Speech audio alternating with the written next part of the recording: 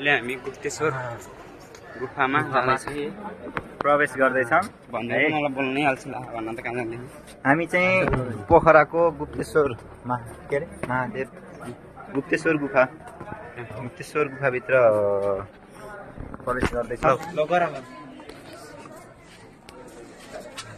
हाम्रो ग्रुपको 2 जना चाहिँ पछाडि आउँदैछन्। हामी अहिले 5 जना चाहिँ गरेको छौँ भित्र जाँदैछ।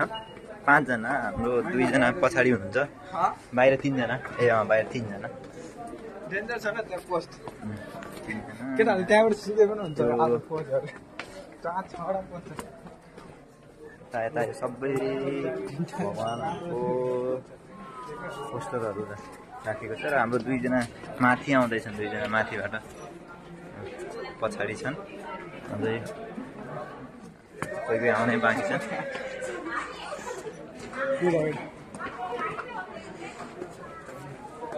अब गुप्तेश्वर गुफा सुरु भयो। यहाँ एकदम अँध्यारो टाइपको छ। हावा पनि एकदम चलेछ।